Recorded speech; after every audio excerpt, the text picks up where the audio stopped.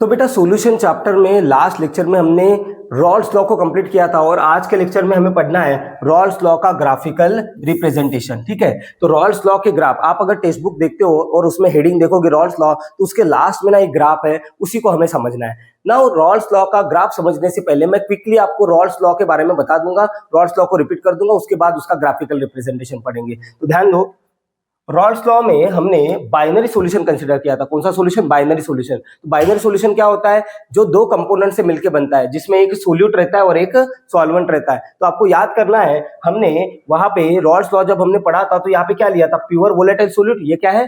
Pure volatile solute. अगर ये volatile है तो इसके क्या बनेंगे? वेपर बनेंगे। तो लेटर सपोज यहाँ पे बन गए वेपर। अगर इस सोल्यूट के ऊपर वेपर बने हैं बेटा, इस सोल्यूट के अगर ऊपर वेपर बने हैं तो इसका क्या रहेगा? Vapour pressure. तो इसका वेपर प्रेशर हमने P1 माना था, और क्योंकि ये प्योर कंडीशन में तो यहाँ पे लगा दिया था नॉट। वैसे ही यहाँ पे हमने क्या माना है? प्योर वोलेटाइल सॉल्वेंट हमने कंसीडर किया है, और क्योंकि ये भी वोलेटाइल है तो इसके भी क्या बनेंगे? ऊपर वेपर बनेंगे। अगर ऊपर वेपर बने, ऊपर क्या बने बेटा? वेपर, तो उसका वेपर प्रेशर भी रहेगा। तो सॉल्वेंट का वेपर प्रेशर हमने P2 माना था, क्योंकि ये प्योर कंडीशन में है तो इसका वेपर प्रेशर कितना हो गया? P2 not. अब हमने बना दिया था सोल्यूशन, वोलेटाइल सॉल्वेंट और वोलेटाइल सोल्यूट को कर दिया मिक्स। जब दोनों को मिक्स कर दोगे तो यहाँ पे क्या बनेगा? सॉल्यूशन बनेगा।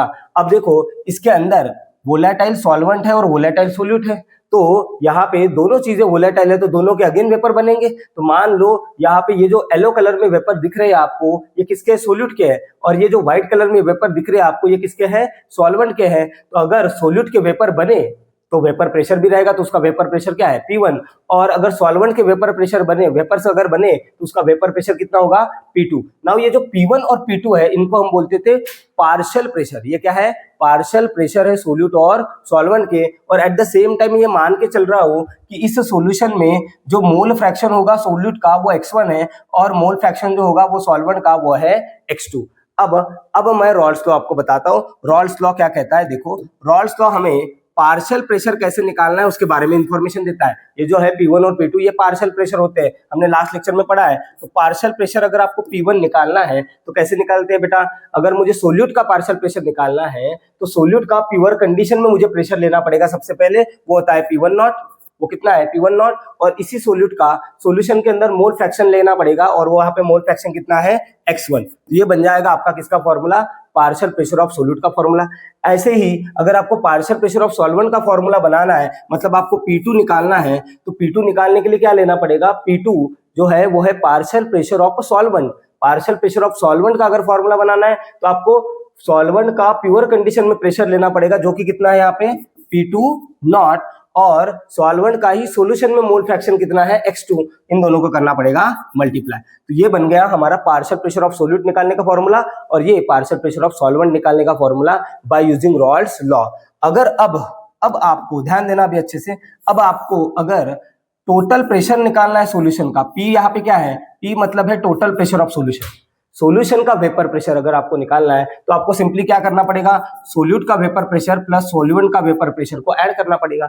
अगर सॉल्यूशन का वेपर प्रेशर निकालना है तो सोल्यूट का vapour pressure, partial vapour pressure, और सॉल्वेंट के पार्शियल वेपर प्रेशर को क्या कर दो? आप सिंपली ऐड कर दो। ठीक है, अब यहाँ पे P1 का भी फॉर्मूला हमारे पास है, P2 का भी फॉर्मूला है। जब मैं दोनों फॉर्मूले यहाँ पे डाल दूंगा और इसको जब सॉल्व कर लूंगा तो टोटल प्रेशर ऑफ सॉल्यूशन निकालने का फॉर्मूला आ जाता है बेटा P1 naught plus P2 naught minus P1 not into क्या आया था? x2। ये फॉर्मूला हमने डिराइव किया था।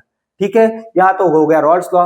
अब हमें समझना है इसका ग्राफिकल रिप्रेजेंटेशन। अब ध्यान देना, ठीक है। ग्राफिकल रिप्रेजेंटेशन के लिए हमें दो एक्सिस लेनी पड़ेगी बेसिकली।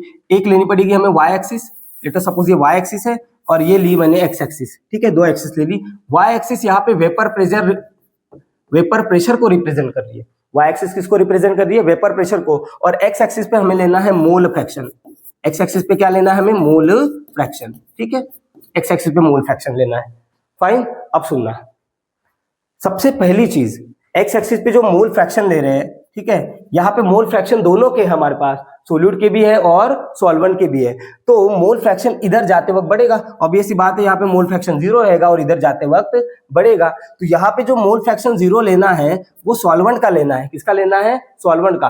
और मोल फ्रैक्शन की वैल्यू मिनिमम रहती है 0 और मैक्सिमम रहती है 1। तो यहाँ पे अगर सॉल्वेंट की मोल फ्रैक्शन की वैल्यू 0 ली है तो मैक्सिमम इधर बढ़ के ये वैल्यू कितनी हो जाएगी, x2 की वैल्यू 1 हो जाएगी। अब आपके दिमाग में आ सकता है सर यहाँ पे x2 0 क्यों लिया, x1 0 क्यों नहीं लिया? बेटा जिस हिसाब से ग्राफ बनाया ना टेक्स्ट बुक में, वो ग्राफ बनाने के लिए आपको यहाँ पे x2 ही 0 लेना पड़ेगा।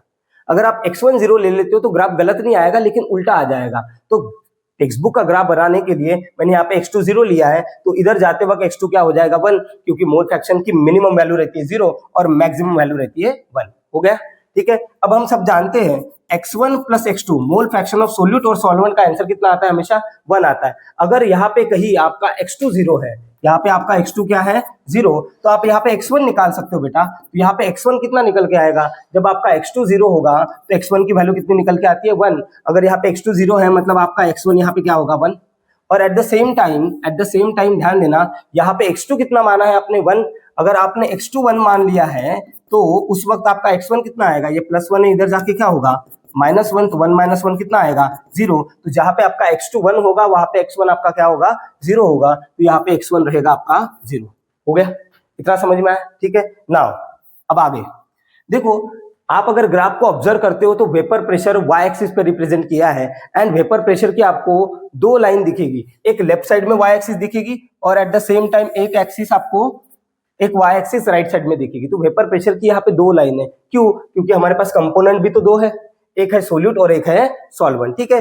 तो एक जो लाइन है ये वेपर प्रेशर की सोल्यूट के वेपर प्रेशर को रिप्रेजेंट कर रही है और जो दूसरी लाइन है वेपर प्रेशर की ये सॉल्वेंट के वेपर प्रेशर को रिप्रेजेंट कर रही है। नाउ देखो यहाँ पे P1 और P2, P1 नॉट और P2 नॉट क्या है, प्योर कंडीशन में सोल्यूट और सॉल्वेंट का वेपर प्रेशर है जो कि कांस्टेंट रहता है, जो कि क्या रहता है कांस्टेंट। तो मैं वेपर प्रेशर की वैल्यू P1 और P2 नॉट की वैल्यू यहाँ पे कंसीडर कर सकता हूँ। तो लेट अस सपोज यहाँ पे ये जो वैल्यू है मान लो ये P1 नॉट की वैल्यू है, किसकी वैल्यू है ये P1 नॉट की। यहाँ पे वेपर प्रेशर रिप्रेजेंट हो रहा है, ठीक है। ये एक लाइन मान लो सोल्यूट के लिए और ये एक लाइन किसके लिए, सॉल्वेंट के लिए, क्योंकि दोनों का वेपर प्रेशर रहेगा ना बेटा।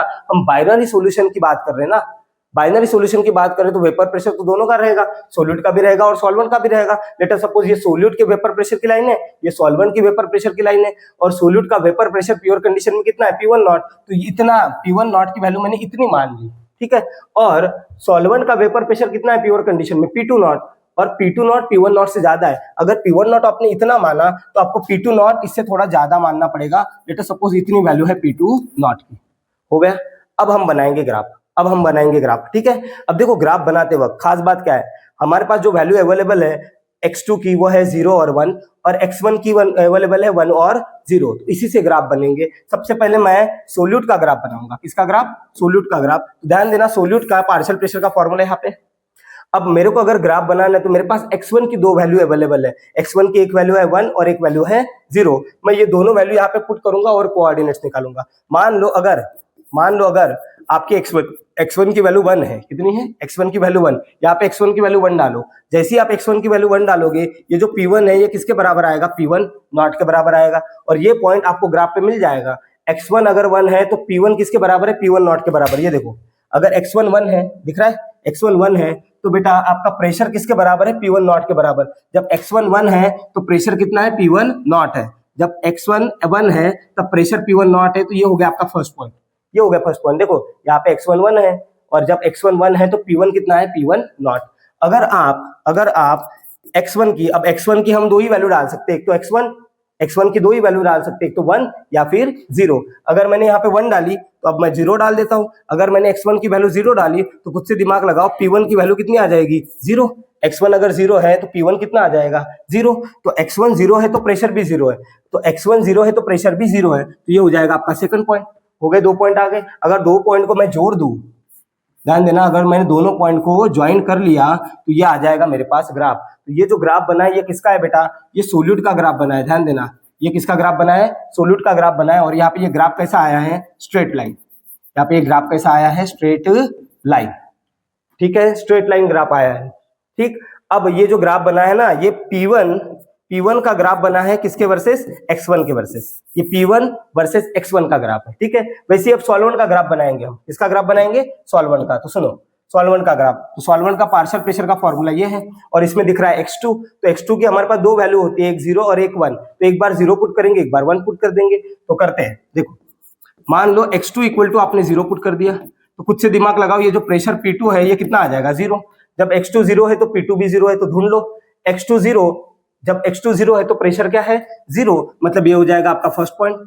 और आपने अगर आपने x2 की वैल्यू 1 डाल दी, क्योंकि हम x2 की 0 डाल सकते हैं और 1 ही वैल्यू डाल सकते हैं। अगर मान लो आपने x2 की वैल्यू 1 डाल दी, तो यहाँ पे P2 कितना निकल के आएगा, P2 निकल के आएगा P2 नॉट, P2 निकल के आएगा P2 नॉट। जब आप x2 की वैल्यू 1 डालोगे तो आपका P2 कितना निकल के आएगा, P2 नॉट निकल के आएगा। डाल के देखो ना, x2 की वैल्यू आपने 1 डाली तो P2 कितना आ जाएगा, P2 नॉट। तो ये पॉइंट ढूंढ लो आप, x2 1 कहाँ पे है, यहाँ पे। उस वक्त x2 जब 1 है तो P2 की वैल्यू कितनी है, P2 नॉट, तो P2 की वैल्यू है P2 नॉट। तो ये हो जाएगा आपका सेकंड पॉइंट, ये फर्स्ट पॉइंट, ये सेकंड पॉइंट। अगर मैंने दोनों पॉइंट को ज्वाइन कर लिया यहाँ पे, तो ये जो ग्राफ बनेगा ये किसका बनेगा बेटा, ये सॉल्वेंट का ग्राफ बनेगा। और ये भी ग्राफ कैसा मिला है आपको, स्ट्रेट लाइन। ये भी ग्राफ कैसा मिला है आपको, स्ट्रेट लाइन ग्राफ मिला है। ठीक है, ठीक। तो ये जो ग्राफ है ये बेसिकली P2 वर्सेस x2 का ग्राफ बना है, जो कि क्या आया, स्ट्रेट लाइन आया, जो कि क्या है, स्ट्रेट लाइन। अब सॉल्यूशन का ग्राफ हमें बनाना है। किसका ग्राफ बनाना है, सॉल्यूशन का। एक सेकंड, अब मुझे सॉल्यूशन का ग्राफ बनाना है। अगर सॉल्यूशन का ग्राफ बनाना है तो सॉल्यूशन में देखो x2 आया है, क्या है, x2। तो x2 की हम अलग अलग वैल्यू पुट करेंगे और फिर सॉल्यूशन के कोऑर्डिनेट्स निकालेंगे। तो सबसे पहले अगर मान लो x2 की वैल्यू 0 है, x2 की वैल्यू कितनी है बेटा, 0, तो डाल के देखो। अगर मैंने x2 0 डाला तो 0 इंटू दिस क्या हो जाएगा, 0। तो आपका प्रेशर का वैल्यू कितना आ जाएगा, P1 नॉट। तो ढूंढो वो पॉइंट, आपको वो पॉइंट ढूंढना है जहां पे x2 0 है और P कितना है, P1 नॉट है। तो देखो यहाँ पे x2 0 है और प्रेशर कितना है, P1 नॉट। जब x2 0 है तो प्रेशर P1 नॉट है, तो ये हो जाएगा आपका फर्स्ट पॉइंट। ये क्या हो जाएगा आपका फर्स्ट पॉइंट। अब x2 की वैल्यू हम 0 डाल सकते हैं, तो उसके बाद x2 की वैल्यू क्या डाल सकते हैं, 1। अगर मैंने अभी x2 की वैल्यू 1 डाल दी, x2 की वैल्यू कितनी डाल दी, 1, तो डाल के देखो। अगर मैंने x2 1 डाला तो प्रेशर का वैल्यू क्या आ जाएगा, मैं डाल के बताता हूँ आपको। ये देखो यहाँ पे सॉल्व करके बताता हूँ मैं। ये प्रेशर का फॉर्मूला है P1 naught plus P2 naught minus P1 not, और x2 की वैल्यू डाली है मैंने 1, तो 1 से इसको मल्टीप्लाई करोगे तो क्या आएगा, basically P1 naught plus P2 naught minus P1 naught आ जाएगा। P1 नॉट से P1 नॉट कट जाएगा, तो प्रेशर इज इक्वल टू कितना आ जाएगा, P2 नॉट। मतलब x2 की वैल्यू जब आप 1 डालोगे तब आपका जो टोटल प्रेशर है वो किसके बराबर आ रहा है, वो P2 नॉट के बराबर आ रहा है। तो ये पॉइंट ढूंढ लो। देखो x2 1 कहाँ पे है, x2 1 यहाँ पे है।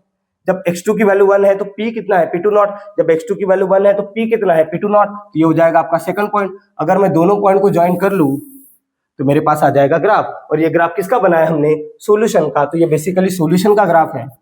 और ये ग्राफ भी कैसा मिला हमें, स्ट्रेट लाइन। ये ग्राफ भी हमें मिला है स्ट्रेट लाइन, जो कि टोटल प्रेशर को रिप्रेजेंट कर रहा है। ये जो लाइन है ये किसको रिप्रेजेंट कर रही है, टोटल प्रेशर। और ये टोटल प्रेशर हमने निकाला कैसे था, P1 प्लस P2 करके। कैसे निकाला था, P1 प्लस P2 करके। देखो इतना समझ में आया, ठीक है। तो ये जो ग्राफ है ये किसका ग्राफ है, ये बेटा ग्राफ जो है ये P1 नॉट वर्सेस x2 का ग्राफ है। किताब में ऐसा लिखा है, ये ग्राफ जो है ये P1 नॉट वर्सेस इसका ग्राफ है, x2 का ग्राफ है, जो कि स्ट्रेट लाइन आया है। ठीक है, अब सुनो, ऐसा सॉल्यूशन जो रॉल्स लॉ को कंप्लीटली फॉलो करता है, ऐसा सॉल्यूशन जो रॉल्स लॉ को कंप्लीटली फॉलो करता है उसको आइडियल सॉल्यूशन बोला जाता है। या ऐसा सॉल्यूशन जिनके ग्राफ एग्जैक्टली ऐसे आएंगे, या फिर ऐसा सॉल्यूशन जिनके ग्राफ एग्जैक्टली ऐसे आएंगे, क्योंकि ये रॉल्स लॉ ही तो है। ये क्या है, ये जो इक्वेशन बने हैं ये किससे बने हैं बेटा, रॉल्स लॉ से ही इक्वेशन बने हैं। तो ऐसा सॉल्यूशन जिनका ग्राफ एग्जैक्टली ऐसा ही आएगा, ऐसे सॉल्यूशन को हम आइडियल सॉल्यूशन बोलते हैं। कैसा सॉल्यूशन बोलते हैं, आइडियल सॉल्यूशन। तो बेसिकली ये जो ग्राफ है ये आइडियल सॉल्यूशन का ग्राफ है। किसका ग्राफ है, आइडियल सॉल्यूशन का। ठीक है, तो ये हो गया graphical representation of Rawls law. Rawls law का ये ग्राफिकल रिप्रेजेंटेशन हो गया, और यहाँ पे रॉल्स लॉ हो जाता है खत्म। और नेक्स्ट लेक्चर से हम रॉल्स लॉ के न्यूमेरिकल स्टार्ट कर देंगे।